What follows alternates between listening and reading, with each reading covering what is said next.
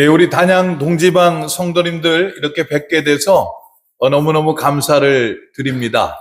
존경하는 이명신 감리사님, 저를 이뻐해 주셔서 이렇게 강사로 불러주셨는데 감사를 드립니다.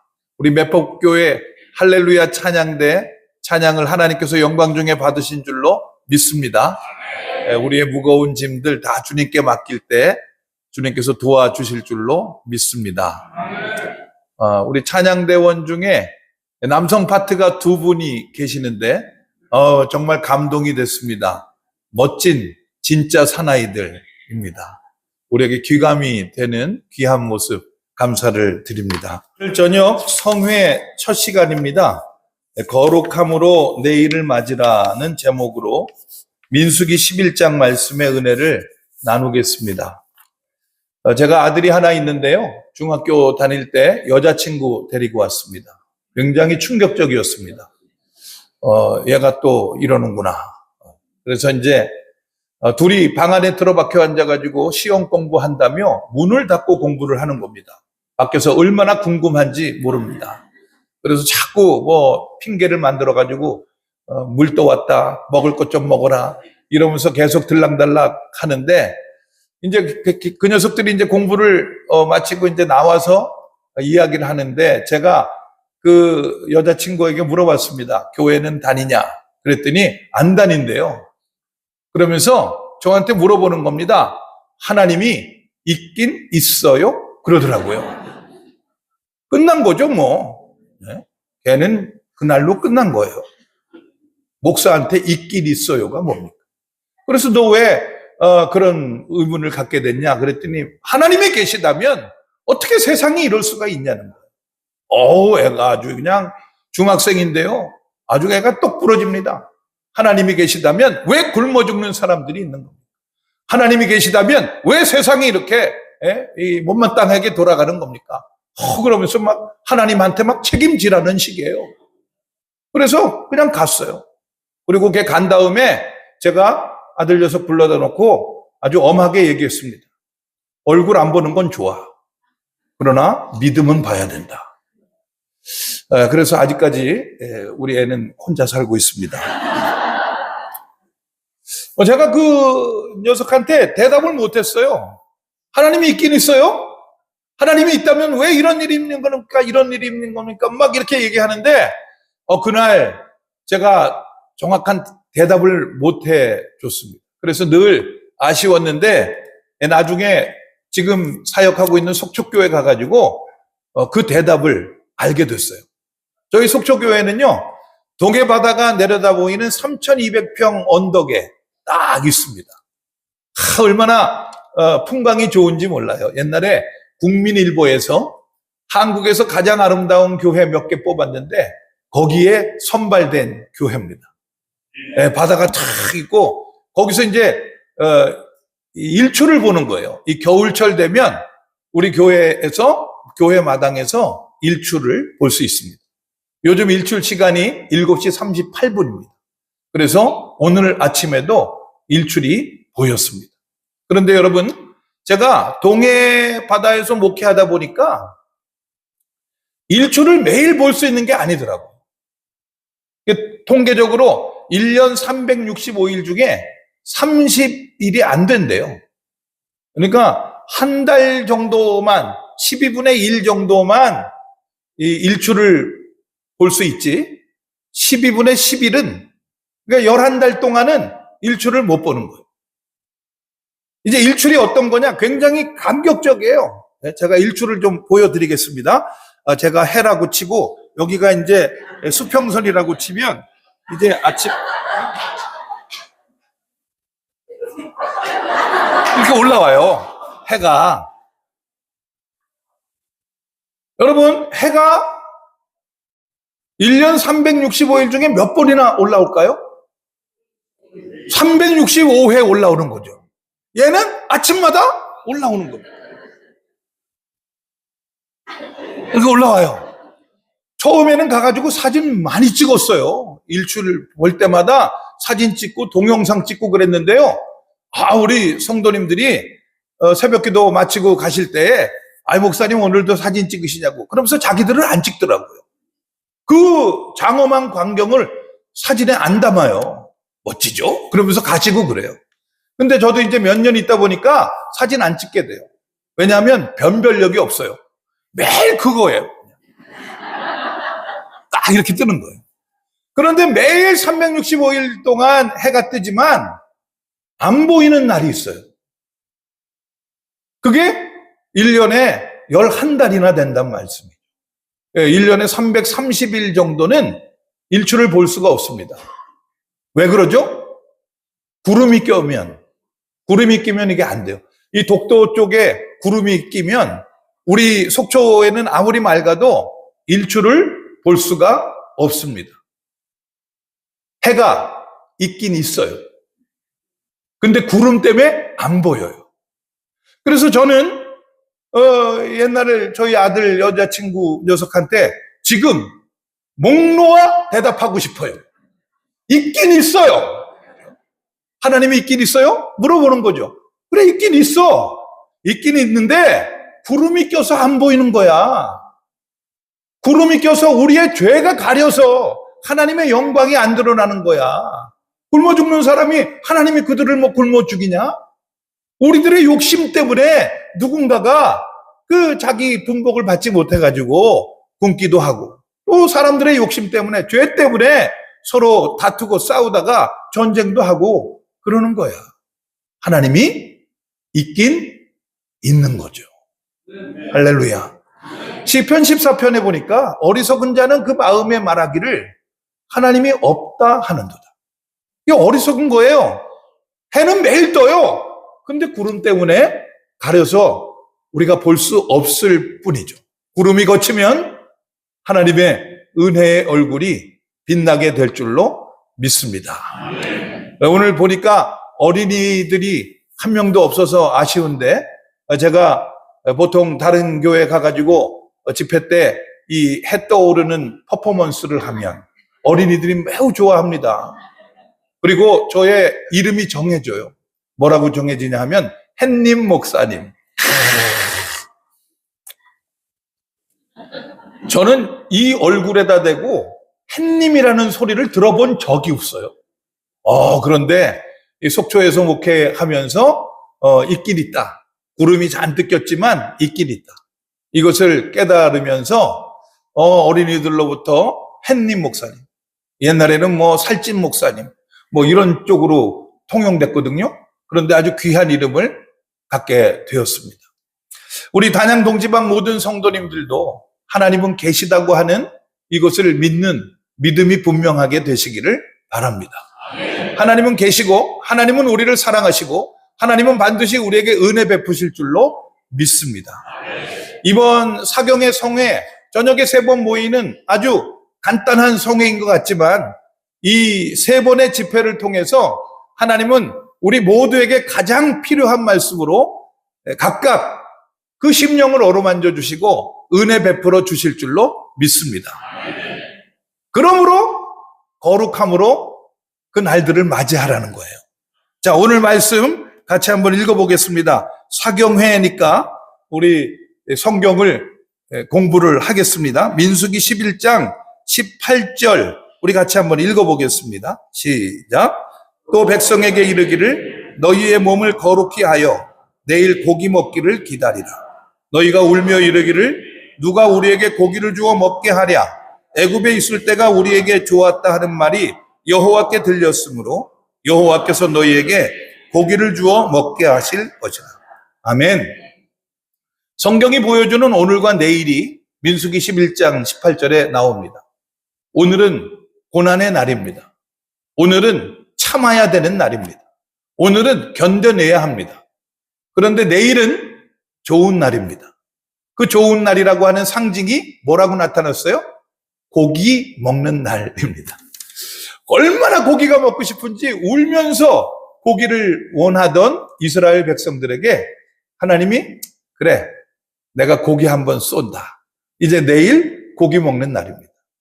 우리들의 오늘과 내일도 마찬가지입니다. 성경은 우리에게 내일의 소망을 보여줍니다. 내일은 어떤 날입니까? 고기 먹는 날입니다. 우리가 그렇게 소원하던 어떤 일이 내일 이루어지게 될 줄로 믿습니다. 오늘은 버티고 견디다 보니 우리의 마음에 여유가 없어서 참 조급해지기 쉽지만 우리는 내일의 소망을 가지고 사는 것이죠. 자, 내일 고기를 먹게 될 텐데 내일 하나님이 베푸시는 은혜를 우리가 분별하려면, 믿음의 눈 떠서 보려면 우리 쪽에서 볼 때 구름이 가려워가지고 이 하나님의 은혜를 못 보는 일이 생기면 안 되잖아요. 그러므로 너희 몸을 스스로 거룩하게 하여 내일 그 좋은 은혜의 사건, 고기 먹는 일을 준비하라는 것입니다. 그러니까 이제 오늘의 의미가 달라지는 거죠. 예전에는 오늘은 힘들고 어려운 날, 버티고 견뎌내야 되는 날이에요. 그리고 언제나 소망은 내일에 있어요. 내일 눈 떠보면 또 오늘은 또 버티고 견뎌야 돼요. 소망은 내일에 있어요. 그런데 이 말씀에 의하면 오늘부터 우리는 거룩해지는 것입니다. 오늘부터 내 마음을 깨끗하게 하는 겁니다. 이 세상의 죄와 유혹이 나를 틈타지 못하도록 오늘부터 나를 지켜야 합니다. 하나님 앞에서 정결하고 더러움이 없는 경건은 고아와 가부를 그 환난 중에 돌보고 자기를 지켜 새 속에 물들지 않는 거죠. 오늘부터 죄에 물들지 않도록 나를 지켜야 돼요. 스스로 정결하게 해야 내일 은혜를 받을 때에 오늘 우리가 살펴볼 이러한 유혹을 벗어날 수 있다는 말씀입니다. 우리 주변에 계신 분들과 다시 한번 다짐 한번 하겠습니다. 지금부터 거룩합시다. 우리 같이 인사 나누시겠습니다. 지금부터 거룩합시다. 지금부터 거룩합시다. 지금부터 거룩합시다. 자, 지금부터 거룩하지 않으면 어떤 일이 벌어지느냐? 19절과 20절 우리 같이 한번 읽어보겠습니다. 19절, 20절입니다. 시작. 하루나 이틀이나 닷새나 열흘이나 20날만 먹을 뿐 아니라 냄새도 싫어하기까지 한 달 동안 먹게 하시리니 이는 너희가 너희 중에 계시는 여호와를 멸시하고 그 앞에서 울며 이르기를 우리가 어찌하여 애굽에서 나왔던가 함이라 하라. 아멘. 오늘부터 거룩해야 되고 지금 여기서부터 거룩해져야 됩니다. 자기를 지켜야 됩니다. 새 속에 죄악이 물들지 못하도록 우리는 하나님 앞에 정결한 마음으로 서야 됩니다. 이제까지 우리가 걸어왔던 광야와 같은 인생길에서 우리가 겪었던 모든 수고 가운데 하나님이 역사하여 주셔서 지금까지도 에베네셀로 인도해 주셨고 내일은 내가 복을 누리게 될 거 소망하며 지금부터 거룩해져야 돼요. 할렐루야. 안 그러면 어떤 일이 벌어진다고요? 하나님이 은혜를 베푸시는데 내일부터 이제 은혜를 베푸시는데 고기를 며칠 동안 공급하십니까?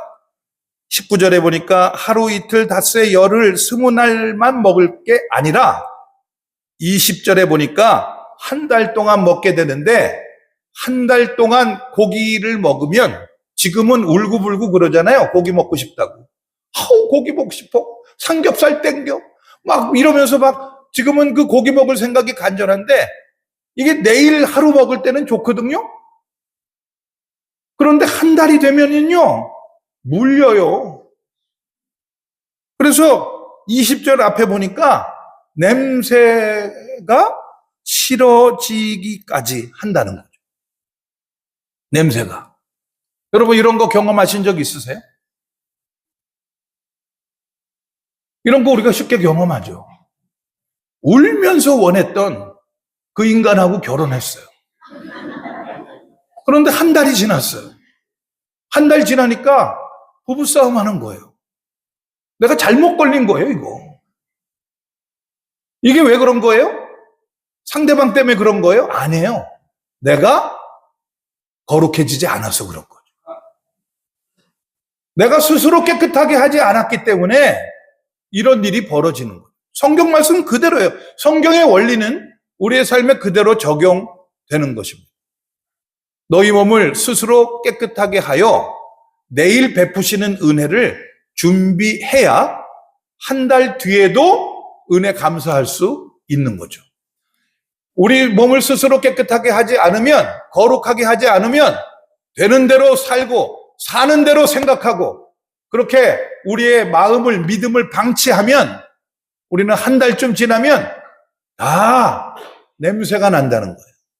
우리 교회 어떤 권사님 네 분이 계시는데 연세가 많으세요. 신방을 갔더니 한 분은 안방에서 나오고 한 분은 이 문간방에서 나오더라고요. 그래서 왜 따로따로 나오시냐 그랬더니 각방을 쓰신다는 거예요. 그래서 혹시 부부가 아니신가요? 그랬더니 부부 맞대요. 40년 됐대요. 그런데 왜 각방을 쓰시냐 그랬더니 부인 권사님이 딱 하는 말이 아유 저 사람 몸에서 냄새가 나요 그러더라고요. 냄새가 난다고? 냄새가 왜 나는 겁니까? 네? 그거 자기를 깨끗하게 하지 못해서 그런 거예요. 자기를 거룩하게 하지 못해서 그런 거죠. 냄새가 난다고요? 여러분, 이 이삭이 말이죠. 야곱과 에서를 낳아서 이제 눈이 어두워져 가지고 그 자식을 축복할 때 야곱이 와가지고 자기가 형인 것처럼 에서인 것처럼 꾸며가지고 축복을 받지 않습니까? 그때 이삭이 눈이 보이지 않으니까 후각이 발달해가지고 그 아들의 냄새를 맡습니다. 그러면서 냄새를 맡으면서 내 아들의 몸에서 나는 향기는 여호와의 복 주신 밭의 향기로다. 그렇게 얘기해요. 여러분 고대에 여호와께서 복 주신 밭에서 나는 냄새는 어떤 냄새일까요? 거름 냄새겠죠. 세 글자로 똥 냄새겠죠. 고대에 무슨 다른 비료가 있겠어요? 그것밖에 없는 거죠. 그것으로 이제 땅을 비옥하게 만들었는데 이 밭에서 일하다 들어온 아들 몸에서 똥 냄새가 묻어왔는데 그 똥 냄새를 이삭은 싫어하지 않습니다. 내 아들의 몸에서 나는 향기라고 얘기합니다. 내가 거룩하고 내가 깨끗하면 향기가 나는 거죠. 할렐루야. 믿으시기 바랍니다. 우리 한번 이 시간에 좀 해보겠는데 요거는 연기를 좀 잘 하셔야 돼요. 옆 사람에게서 냄새를 한번 맡아보려고 합니다. 근데 진짜로 냄새 맡고 그러면은 거시기 하니까요. 냄새 맡는 연기를 하시는 거예요. 이렇게. 이게 이 연기가 굉장히 그 고난도의 연기예요. 이 코만 벌렁거리는 거죠. 공기의 유통은 없이 이렇게 하면서 서로 이렇게 냄새 맡는 척을 하면서 조금 가까이 갔다가 멀어지면서 집사님 몸에서는 여호와의 향기가 나는데요. 장로님 몸에서는 여호와의 향기가 나는데요. 우리 그렇게 한번 한 5분 이상 냄새를 맡고 냄새에 대한 축복을 한번 해주겠습니다. 이 축복을 할 수 있는 사람은 증거가 있는 거죠. 나는 거룩하다는 거예요. 나는 스스로 깨끗하게 하겠다는 거예요. 그 증거죠. 그걸 못하는 사람은 더럽게 살겠다는 거지. 응? 그러니까 믿습니다. 제가 옛날에 결혼을 했거든요. 저에게 로망이 있었어요. 제가 4남 1녀의 막내이기 때문에 여동생이 있었으면 하는 그런 평생의 바람이 있었습니다. 그래서 저보다 4살 어린 아내하고 결혼했어요. 뭐 결혼할 때 이것저것 안 봤어요. 뭐 저희 친구들은 저희가 이제 신학교 다닐 때 막 이제 발전기가 와가지고 연애하고 막 이제 그랬거든요. 그런데 저희 친구들은 뭐 이렇게 여유가 있더라고요. 걔네들은 하여튼 그때부터 은혜롭고 이제 목회를 할 만한 거룩한 친구들이었는데 저는 신학교 다닐 때 저게 무슨 목회를 하겠나? 이제 사람들이 다 저를 보면 그 생각을 했었대요. 뭐 저런 게 신학교에 들어왔나? 뭐 이런 그런 생각이죠. 그래서 저는 뭐 여유가 없었어요. 우리 친구들은 뭐 아내의 조건 뭐 이런 걸 얘기하더라고요. 뭐 피아노를 잘 쳐야 된다. 뭐 어린이집 선생님이었으면 좋겠다. 목사님 딸이었으면 좋겠다. 뭐 이런 조건들을 많이 들이대는데 저는 그런 조건을 들이댈 수가 없었어요. 아무런 자격이 없었어요. 그래서 저는 딱 하나만 봤어요. 이쁜 거. 그거. 뭐 그게 최고지 뭐 그냥. 그래서 이쁜 아내하고 결혼했습니다. 4살이나 어린 이쁜 여동생 하나 생겼다. 그렇게 치는 거죠. 그래서 평생토록 오누이처럼 살기로. 그렇게 했는데 2달 만에 부부싸움을 했습니다. 아주 대박. 서로 대가리 터지게 싸웠어요. 그러니까 지금 생각해보면 제가 결혼만 했지, 장가만 들었지, 제가 저 스스로를 거룩하게 하는 결단이 없었던 거죠. 그냥 이쁜 아내 만나서 결혼하는, 그냥 그게 좋아가지고, 해볼래래 해가지고 그냥 결혼을 한 거예요. 그러니까 2달 만에 미천이 드러나는 거죠. 대박 싸워가지고, 방이 한 칸이라 각방 못 쓰고, 둘이 이제 등대고 잤어요. 근데 그날 저녁에 놀라운 신비를 경험하게 됐는데, 얘가, 4살이나 어린 얘가 저한테 맘먹고 자더라고요. 반말하고, 막 이러고, 야! 뭐 이러고 그래요. 이게 미쳤나? 그리고 몇 달 지나니까 얘가 이제 누나가 된 거예요. 6개월쯤 되니까. 그리고 1년쯤 지나니까 이모예요. 40년째 이모랑 살아요, 지금. 저 정말 신혼 초에 몇 년 동안 마치 싸우려고 결혼했던 것처럼 정말 매일 싸웠거든요. 정말 이상한 거한테 걸렸다고 생각했어요. 그리고 정말 잘 때마다 눈물을 흘리며 다짐했어요. 혹시 내가 또 결혼한다면 얼굴은 보지 말아야겠다. 그게 아마 우리 아들한테 물려진 것 같아요. 그런 기질이. 걔도 얼굴을 안 보더라고요. 이게 싫어지는 거예요. 그렇게 원했던, 정말 감격스럽게, 이 감리교신학대학교 그 채플이 있거든요. 거기서 결혼하는 게 우리 로망이었어요. 그런데 그 행복했던 결혼이 금방 이렇게 그냥 나한테 고통이 되고 어려움이 되고 그런. 누구 때문에 그렇다고요? 나 때문에 그런 거죠. 그래서 다시 결혼하면 거룩한 다짐으로 하려고 그러는데 저희 아내가 건강해요. 그래서 우리가 다시는 이제 그런 거를 경험할 수는 없을 것 같고 지금 거룩한 다짐으로 살아가고 있습니다. 사랑하는 여러분, 오늘부터 스스로 거룩하게 하시길 바랍니다. 그리고 내일을 맞이하세요. 그러면 우리가 물리지 않고 실증나지 않고 그렇게 하나님께서 주시는 은혜를 오래도록 누리게 될 줄로 믿습니다. 자, 2번째, 우리는 왜 오늘 당장 이 자리에서부터 거룩함으로 내일의 은혜를 맞이해야 되느냐? 성경 말씀 읽어보겠습니다. 21절과 22절입니다. 21절, 22절에 보면 모세의 동물성 단백질에 대한 기호도가 나타나는데 우리 같이 한번 읽어보겠습니다. 21절과 22절입니다. 시작. 모세가 이르되 나와 함께 있는 이 백성의 보행자가 60만 명이온데 주의 말씀이 한 달 동안 고기를 주어 먹게 하겠다 하시오니 그들을 위하여 양떼와 소떼를 잡은들 조카오며 바다의 모든 고기를 모은들 조카오리이까. 아멘. 내가 너희 고기 먹게 해주겠다. 내일은 고기 먹는 날이다.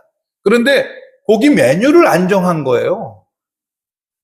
그랬더니 이 모세가 들이대는 거죠.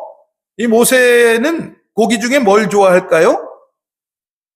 여기 보니까 22절에 보니까 양떼와 소떼를 이제 생각한 거예요.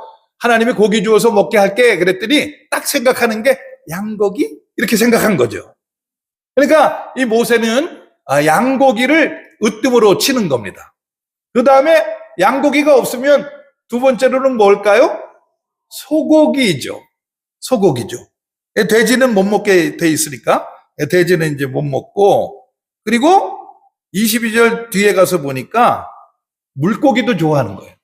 바다의 모든 고기. 라고 얘기하는 거예요. 이 동물성 단백질에 대한 모세의 상상력은 한계가 명확해요. 양고기, 소고기, 물고기. 그런데 하나님이 뭐 주셨어요? 예, 고단백 저칼로리. 예, 국가대표 선수들이 운동 능력을 극대화하기 위해서 먹는 메추라기 가슴살을 우리 하나님은 공급을 하시는 거죠. 이게 이제 중요한 거예요. 이게 오늘 당장 여기서 내가 거룩한 다짐으로 하나님께서 나에게 주시는 모든 것 감사함으로 받으면 버릴 것이 없습니다. 기도와 말씀으로 깨끗해질 줄로 믿습니다. 이렇게 준비되어 있으면 양고기를 준들, 소고기를 준들, 메추라기를 준들, 물고기를 준들, 콩고기를 준들 아무런 불만이 없다고요.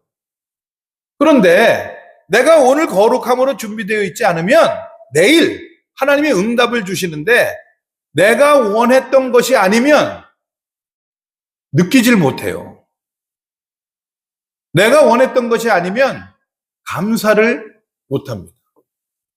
다니엘 9장 22절에 보면 하나님은 우리의 기도에 대하여 어떻게 응답하시느냐? 지혜와 총명으로 응답을 하십니다. 그러니까 우리가 그런 경험을 많이 하죠. 우리가 이제 기도해요. 하나님께. 하나님, 돈 주세요. 자, 그러면 내일 하나님이 돈 주십니까? 안 주시죠. 그러면 응답을 안 하실까요? 아니죠. 응답을 하시죠. 지혜와 총명으로 응답을 하시죠. 돈을 벌려면 어떻게 해야 될지를 깨닫게 하시죠. 돈을 벌려면 어떻게 해야 하는지를 발견하게 하시죠. 하나님의 방법은 지혜와 총명이에요. 내가 원했던 그게 아니에요. 저는 이 목사이기 때문에 이 강단에 설 때마다 물을 먹어야 되거든요. 근데 이게 예전에 섬기던 교회에서는 물당번 권사님이 한 분 계셨어요. 하여튼 그 권사님은 모든 예배를 다 참석을 하시는데 모든 예배 때마다 오셔가지고 일찍 오셔서 강단에 물을 올려 놓으셨습니다. 그게 얼마나 감사한지 모르죠. 그런데 어느 날 이분이 제천분인데 자기 고향에 이 농가주택, 밭이 400평 딸린 농가주택을 하나 사셨어요. 그리고는 주말마다 내려가시는 겁니다. 그리고는 그 텃밭을 가꾸고 그 재미에 푹 빠지셨어요. 그러니까 이분이 이제 예배 참석을 못 하시게 되면 다른 집사님, 다른 권사님들에게 부탁을 하는 거죠. 강단에 물 좀 떠다 놔줘.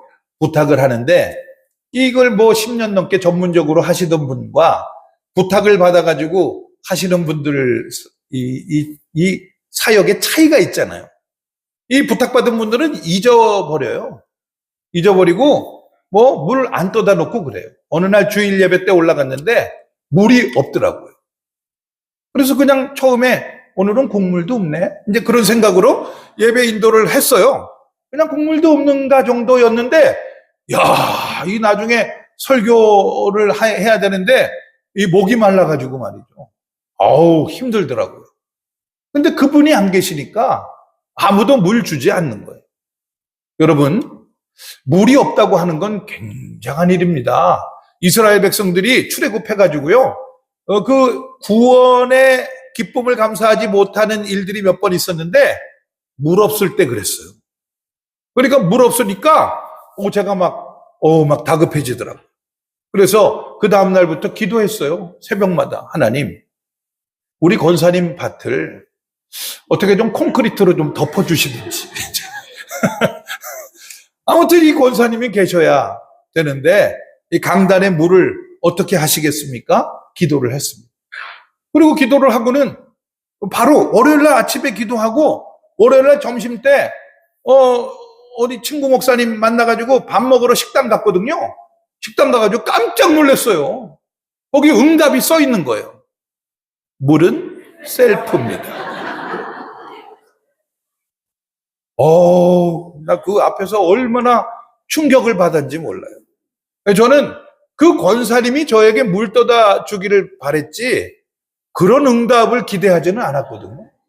그런데 제가 기도하고 하나님이 어떻게 응답하시려나 이렇게 생각하고 있었는데 식당에 써 있는 거예요. 지금도 계속 응답하고 계세요. 식당마다 가면 물은 셀프입니다. 그래서 그때부터 순종하고 셀프예요. 셀프.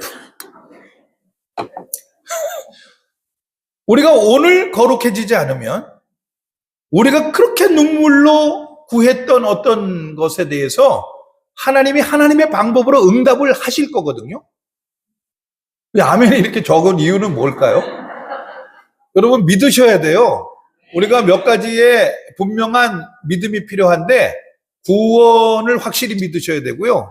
기도 응답을 확실히 믿으셔야 돼요. 임마누엘, 하나님이 언제나 우리와 함께 하시는 거 확실히 믿으셔야 돼요. 그리고 하나님께서 구원의 역사를 펼치실 때 반드시 우리와 함께 일하신다는 그 사명의 확신도 분명하셔야 돼요. 기도 응답에 대해서 확실히 믿으시길 바랍니다. 우리가 오늘 구한 거 에베소서 3장 20절에 보면 구하거나 생각하는 곳에 넘치도록 하나님은 응답하실 줄로 믿습니다. 그런데 우리가 구한 대로가 아니고 하나님의 방법으로 응답하시기 때문에 그걸 분별을 해야 돼요. 그 분별할 수 있는 지혜와 총명이 필요한 것이죠.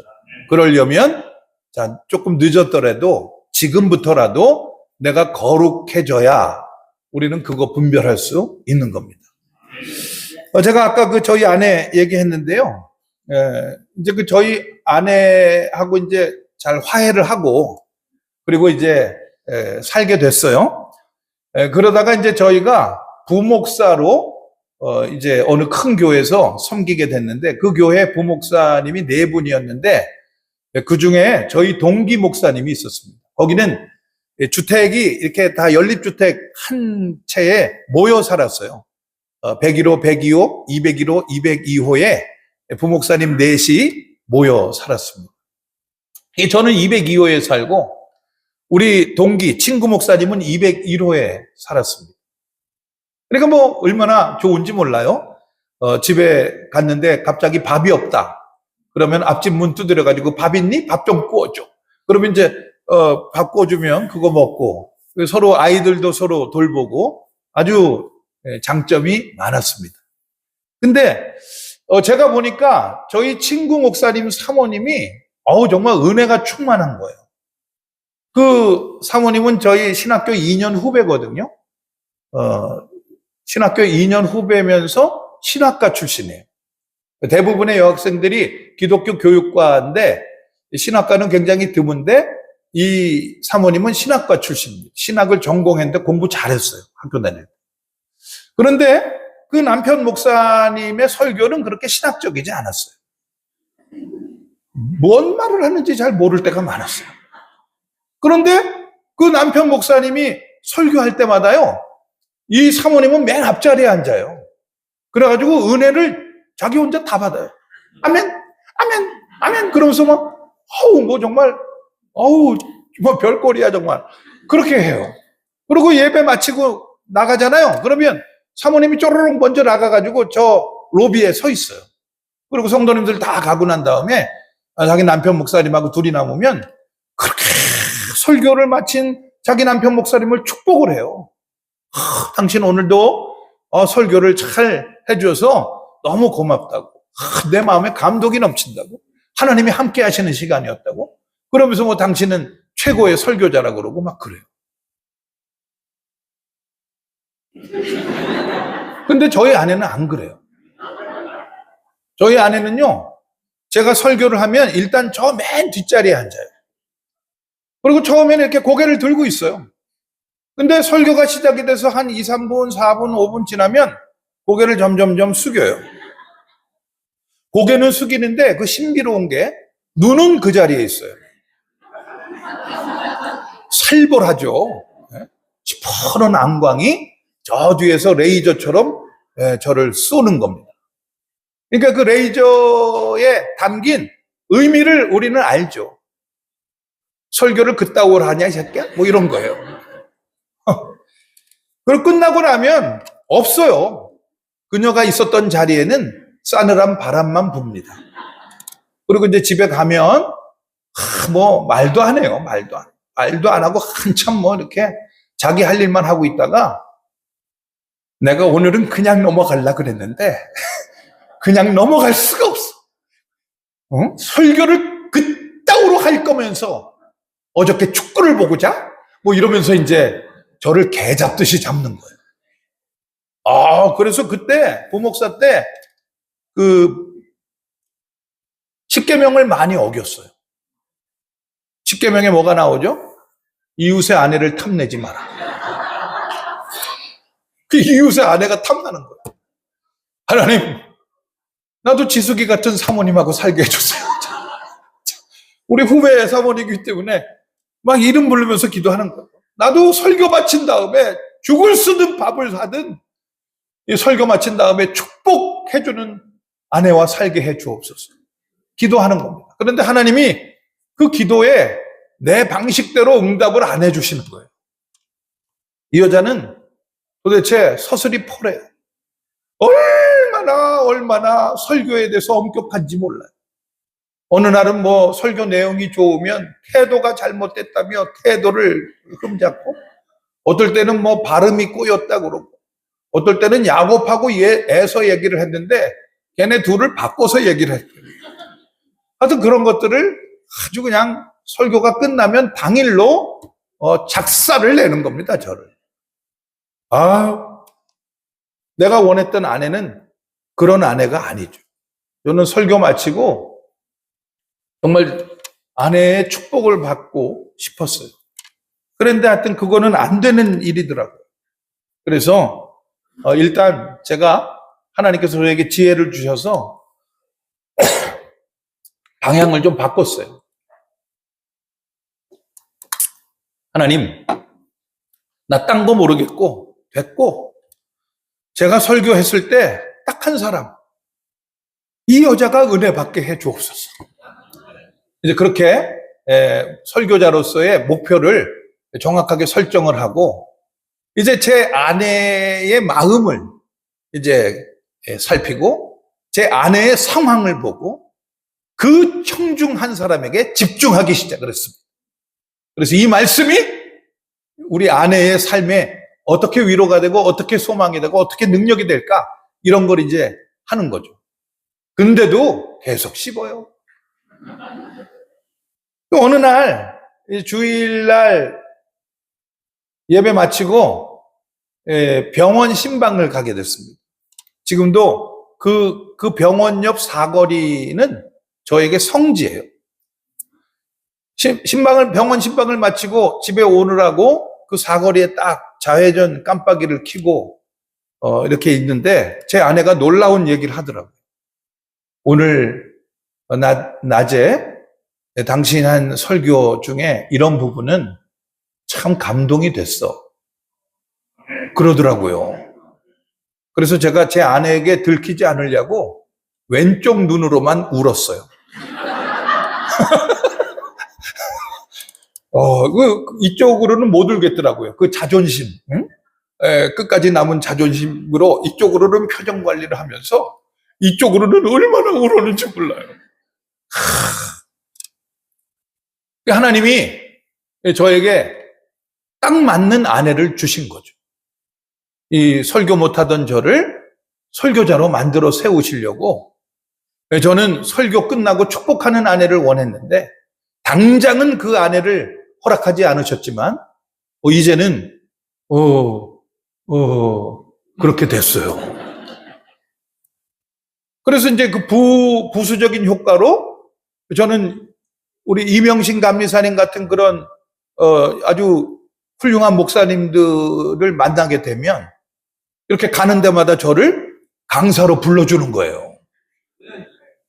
당시에 201호 살던 애는 아무도 안 불러요.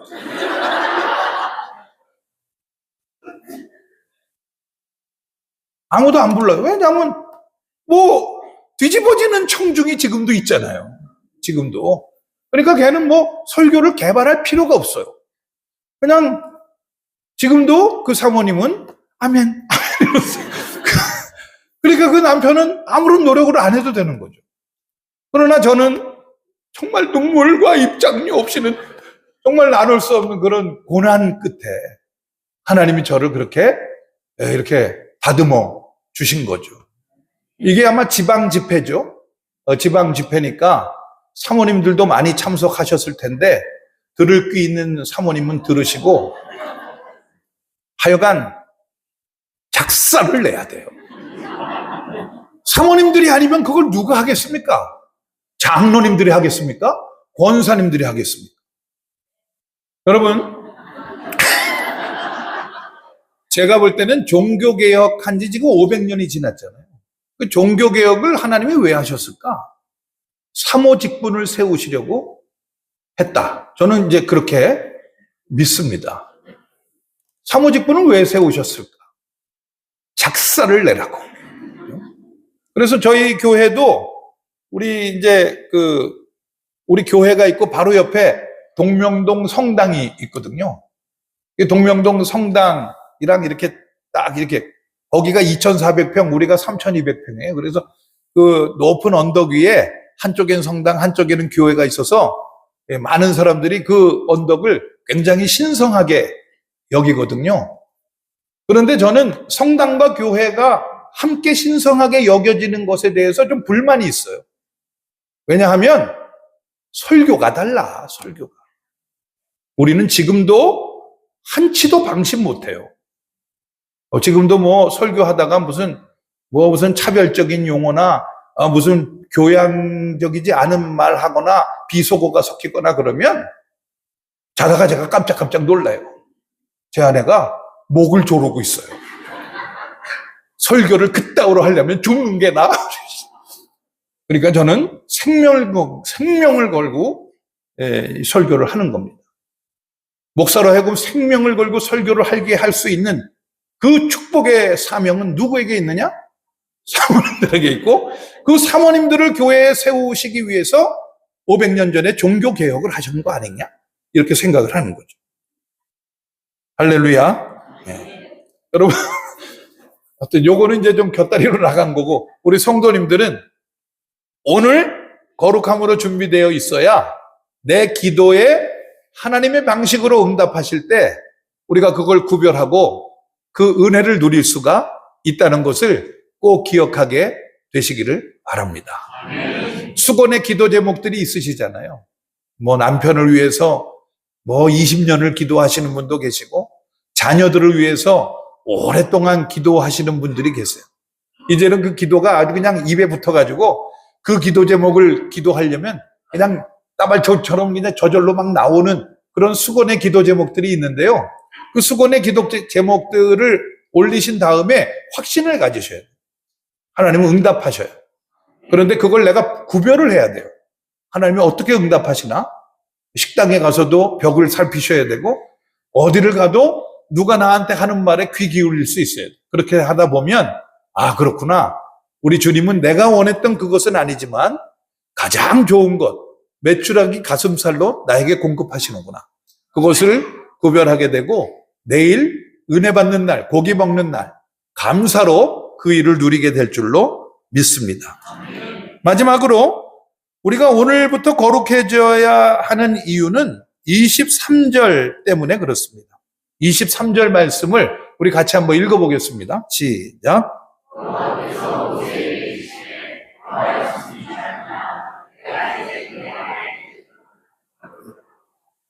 이해를 돕기 위해서 23절 중간에 가로 열고 가로 닫고 말 한마디를 더 쓰라고 하면 저는 이렇게 쓰고 싶습니다. 눈으로 성경을 보면서 성경에 없는 부분 제가 가로 열고 가로 닫고 할 텐데 이런 의미입니다. 23절 여호와께서 모세에게 이르시되 여호와의 손이 짧으냐? 가로 열고 네 손이 짧지. 가로 닫고 이렇게 나가는 겁니다. 여호와의 손이 짧다는 건 능력이 없다는 표현이거든요. 자, 오늘 우리가 거룩함으로 준비되어 있지 않으면 우리는 내일 우리들의 연약함에 안성맞춤으로 응답하시는 그 은혜를 누리지 못할 수가 있어요. 자, 내일 응답이 어떻게 됐습니까? 우리가 저 뒤에 31절, 32절 말씀을 읽었는데 그 중에서 31절을 먼저 보겠습니다. 31절입니다. 시작. 바람이 여호와에게서 나와 바다에서부터 메추라기를 몰아 진영 곁 이쪽 저쪽 곧 진영 사방으로 각기 하루길 되는 지면 위 2규빗쯤에 내리게 한지라. 아멘. 사방으로 하루길, 하루에 몇 킬로나 갈 수 있을까요?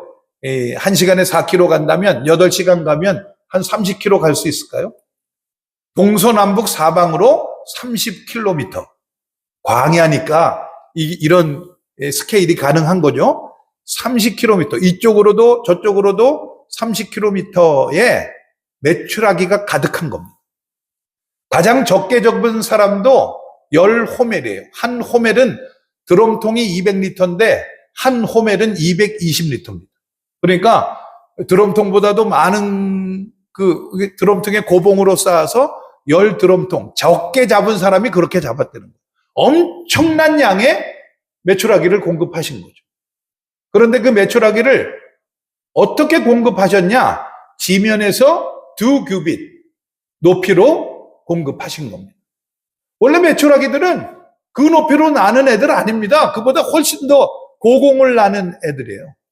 그런데 그날따라 메추라기들은 전부 지면 위 2규빗으로 날면서 자기들끼리 그런 의논도 했을 것 같아요. 야, 오늘따라 왜 우리가 이렇게 나냐? 그러면 메추라기들끼리 몰라. 왜 이렇게 우리가 저공비행을 하지? 뭐 이러면서 날랐을 거예요. 지들도 몰라요. 하나님이 바람으로 그들을 몰아가신 거죠. 지면에서 2규빗, 한 규빗은 45cm 정도 됩니다. 그러니까 2규빗이면 90cm죠. 그러니까 웬만한 사람들이 지면에서 2규빗, 90cm 정도 되면 싱크대 높이쯤 될까요? 그 정도 높이에 메추라기가 집중되어 있는 거예요. 왜요? 팔이 짧으니까. 우리 팔이 길어가지고 뭐 땅에 질질 끌리고 그러면 메추라기들도 땅에 질질 끌렸겠죠. 하나님은 너희들의 팔이 짧은 걸 아시는 거예요.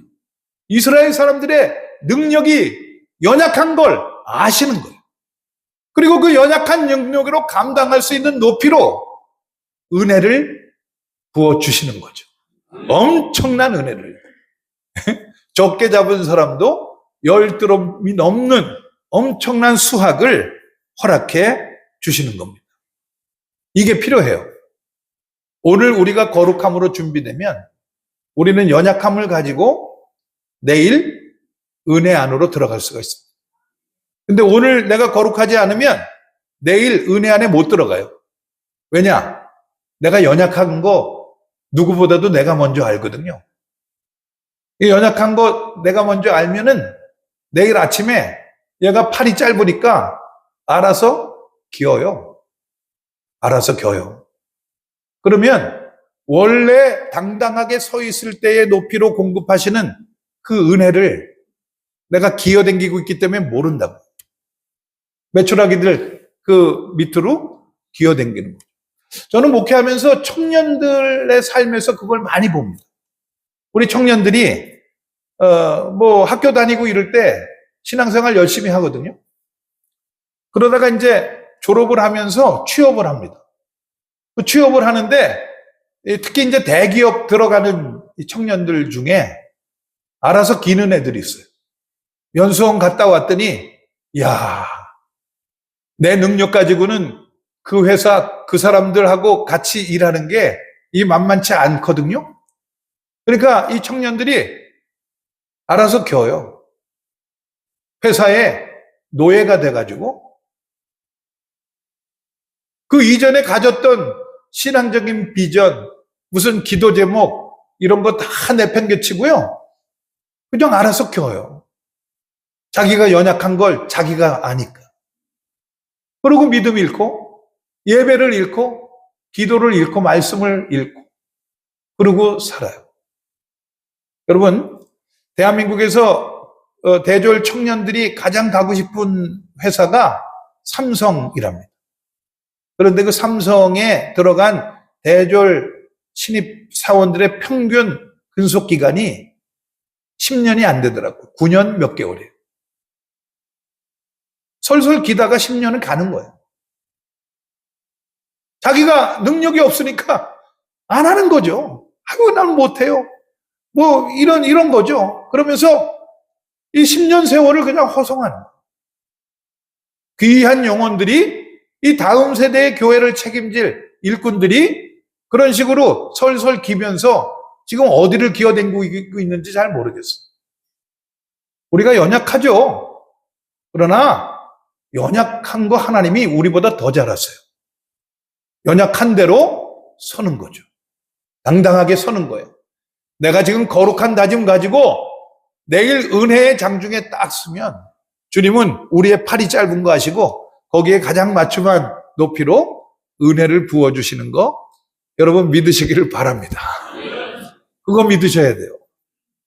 우리가 연약하지만 예배의 자리를 지키고 기도의 자리를 지키고 이렇게 사경의 자리를 지키고 이렇게 해나가면 하나님은 그 사람들을 눈여겨보시고 그 사람들에게 복 내려 주실 줄로 믿습니다.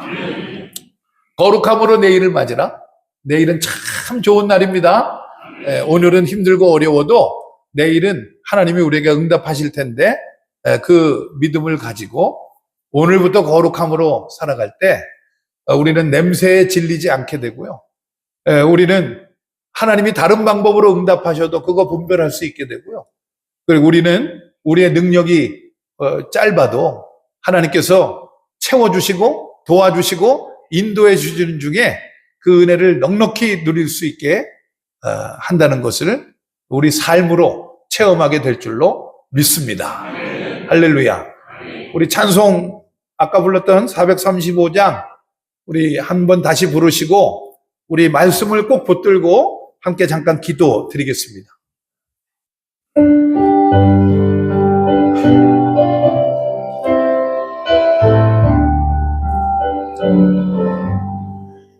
나의 영혼 가진 기업 생명보다 귀하다.